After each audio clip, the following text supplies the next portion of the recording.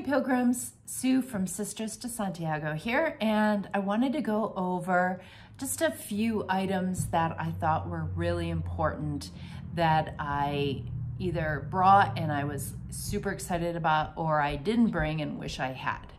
So ready? Here we go. So the first thing on my list, trekking poles. Don't leave home without them, even if you have good knees. It takes off pressure from your knees, especially the downhill stuff, and it just makes it a little easier to walk, and they never get annoying. They're fine to hold. I've never had any problems. Sometimes I would just have them under my arms. Sometimes I'd put them in my pack, but I used them pretty much the entire trip and was very happy. So the second thing on my list, and it kind of goes hand in hand with the trekking poles, were these knee braces. I use them quite often. I liked these because they're small and they're lightweight. I can either put it below the kneecap or above the kneecap, and I did have these on quite a bit. Now I have tan lines from them, but really, really helpful. So consider bringing at least one with you. So daily foot regime, it consisted of Vaseline and, when needed, sheep's wool. Every morning I would put Vaseline on my toes and around my feet and around my heels, and if I felt like I had a hot spot, I just rip off a little bit of this and put it on, and I never got blisters. My sister didn't either. She used the same technique that I did, and it worked fabulous. So important. You know, your feet are basically what's going to get you to the next town. So take care of them, and all the other things I brought, never used. These are my two big things. So if you're staying in albergues, you're going to have a snorer next to you or around the corner from you, and sleeping is so important. So obviously earplugs is something that everyone has on their list, but all earplugs are not made the same. These are wax earplugs. They work like nobody's business. I am a light sleeper, and every little noise wakes me up, and when I had these in at night, I slept through everything. Fabulous. So wax, they're the kind you get for swimming. Definitely bring these. Bring a couple pair because they get nasty after a while. External battery pack. This is an optional thing for people, I think. I did a lot of video on the trail, and I was also listening to audiobooks, and it ate my battery up, and this came in handy several times. So something to consider. This is a really thin one, didn't take up a lot of room. They're not the lightest things, but I could not have done without it. So I kind of talked about my next one in the last segment, and it's books on tape. Consider bringing a book on tape, or a few. We actually listened to The Alchemist. My sister and I both had our earbuds in, and we both listened to the same book. And it's such an inspirational book. But there are a lot of inspirational books out there, and really suggest bringing one. We really didn't listen to music. The books were great because, especially during those hard segments or when it was really hot, you just can kind of escape in the book on tape. So do consider those. One thing you don't want to leave home without are clothes clips. Most of the albergues have lines. We never used the line I brought, but I did use the clothes clips a lot. We brought 5 of them each, and cannot stress that one enough. Along the same lines are diaper pins. Our clothes, when we washed them at the end of the night, never dried by the time we were leaving in the morning. There was a lot of humidity. There was some rain, overcast, and things just never dried, especially our socks. So we had pinned them on the back of our packs, and we kind of walked around with wet clothes hanging off the back of our pack the whole time, but thank God for these.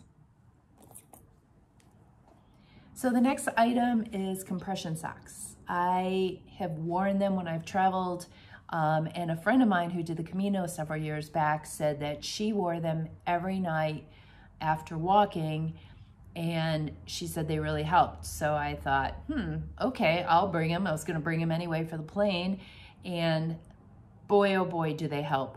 I know this for a fact because one night I was just too tired to put them on, and the next day I could really feel the difference.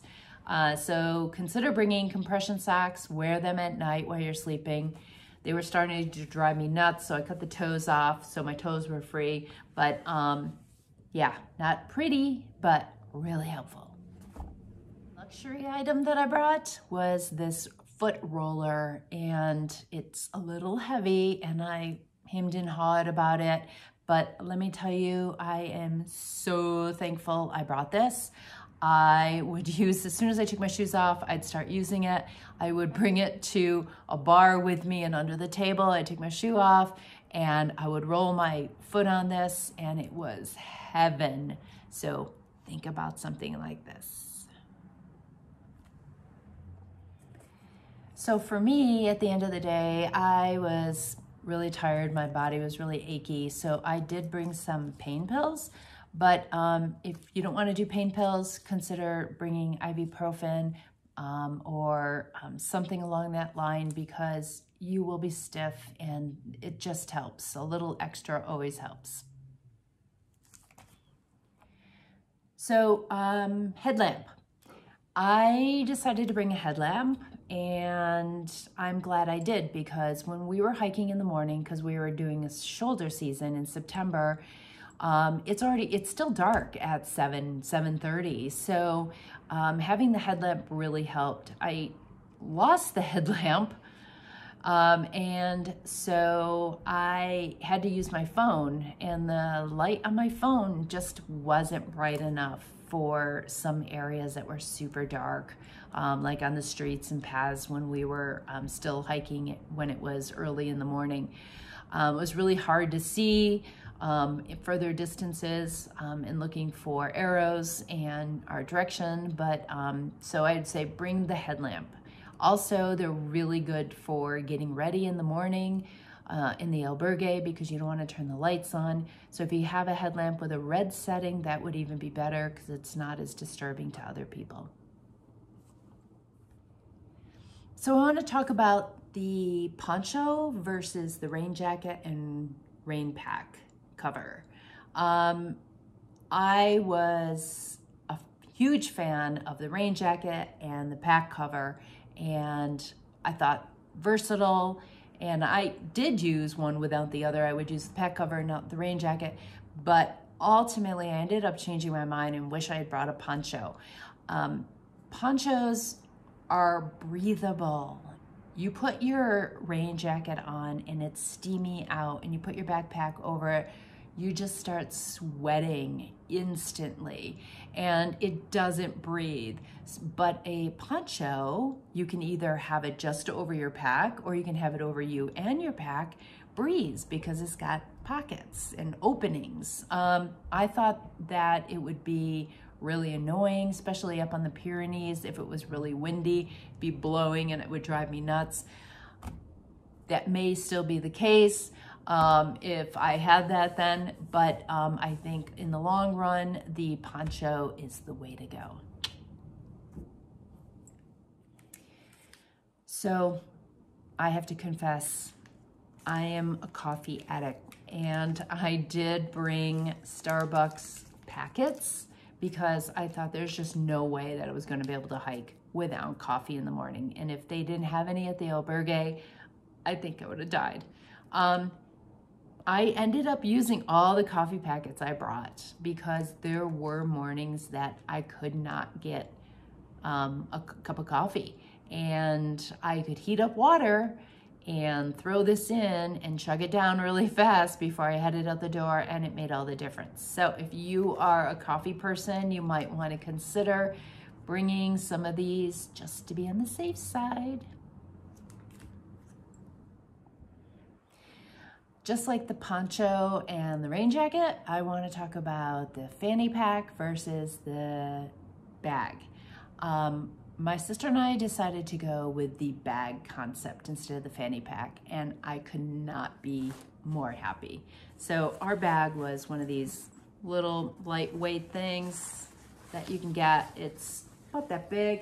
The beautiful thing is that when you go out at night, you can throw a sweater in here, you can throw your bottle of water, you can throw your money, and it's just nice just to have something like this instead of a tiny little fanny pack, because your bottle of water and your sweater is not gonna fit. I also brought this little pouch as my purse, and in it I had my credentials, and I had a tiny little purse that held my money, but it also held just miscellaneous things like my glasses, because I can't see without them, to read a menu. And it was just really nice just to have this kind of set up instead of the fanny pack. So consider that. Let's talk about hot sauce. My sister and I, like hot sauce, and there is none to be found in Spain. If you ask for hot sauce, they will bring you ketchup, maybe mustard, but no hot sauce. And it's just a critical thing for us. So I wish we had those little packets, you know, of hot sauce that you can get. That would have made life so much better. So a yay, thumbs up on the hot sauce. So the last thing on my list are my Teva universal sandals. I decided to bring a little heavier sandal instead of something like a flip-flop, so I could change into something like this after I'd been hiking all day. And let me tell you, I could not be happier. The beautiful thing about these is these little bumps here, they're so wonderful. They're like a little massage on your feet. And if you're like me, my sister, we love history and we love to explore. So every time we'd get to a new town, we'd be out walking around. If I only had a pair of flat sandals with no arch support, my feet would be killing me and I'd be miserable.